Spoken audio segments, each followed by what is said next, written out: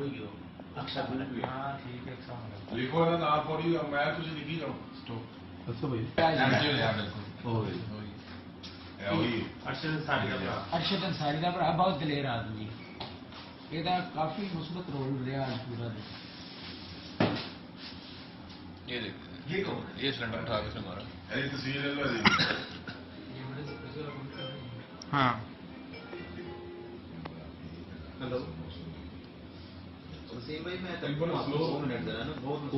Slow कर आने आपने आना इधर वो नहीं चल रहे कैमरे ये देखिए स्लो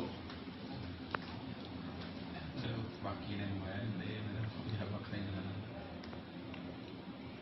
ऐसे भी हो गए लोग के ਤਸਵੀਰ ਵੀ ਨਾਲ ਲੈ ਜੀ तस्वीर ना खींच के ना हाईलाइट करी जाओ यूसुफ मार्टन से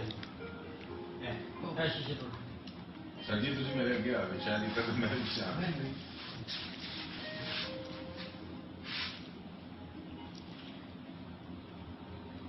हेलो जी जी मैं इधर ऑफिस हेलो शीशे इतने मोटे हैं कि टूट नहीं रहे हमसे अभी जी पीएसी कड़ियालों जी वो ईंटें लाए हैं वो देखो कोई पता नहीं सुबह दे थे आगे कोई पता नहीं ये है सबसे बड़ी वीडियो ਉਹ ਪੁਲਿਸ ਨੇ ਫੜ ਲਈ ਬਾਅਦ ਇਹ ਉਹਨੂੰ ਕਿੰਨੇ ਪਤਾ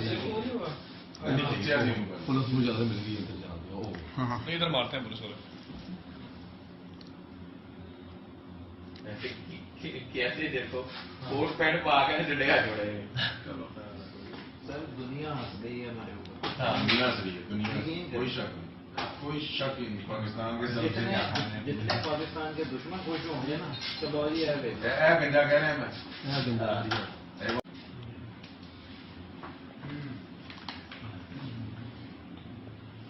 ए होइयो अक्सर हाँ ठीक है अच्छा लिखो ना ना पढ़ी मैं तुझे लिखी जाऊँ स्टॉप ਦੱਸੋ ਭਾਈ अरशद अंसारी का भरा ਅਰਸ਼ਦ ਅੰਸਾਰੀ ਦਾ ਭਰਾ ਬਹੁਤ ਦਲੇਰ ਆਦਮੀ ਇਹਦਾ ਕਾਫੀ ਮੁਸਬਤ ਰੋਲ ਰਿਹਾ ਪੂਰਾ ये देखिए ये सिलेंडर उठा के उसने मारा। ऐसी तस्वीर है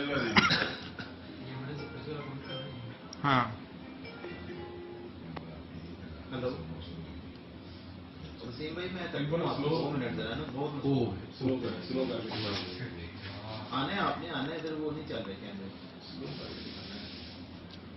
ये देखिए स्लो बाकी ने मोबाइल दे मेरा यह वक्त नहीं लगा। ऐसे भी हो गए लोग के तस्वीर भी ਨਾਲ ਲੈ ਜੀ तस्वीर ना खींच के ना हाईलाइट करी जाओ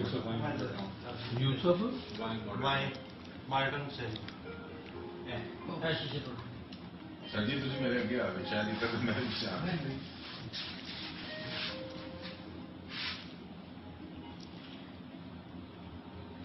हेलो जी जी मैं इधर ऑफिस हेलो शीशे इतने मोटे हैं कि टूट नहीं रहे हमसे अभी जी पीएसी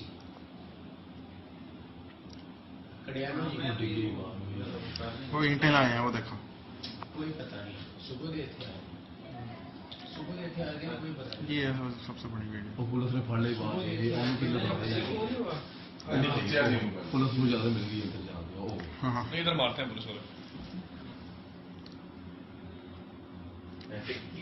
कैसे देखो कोट पैंट पा के डंडे जोड़े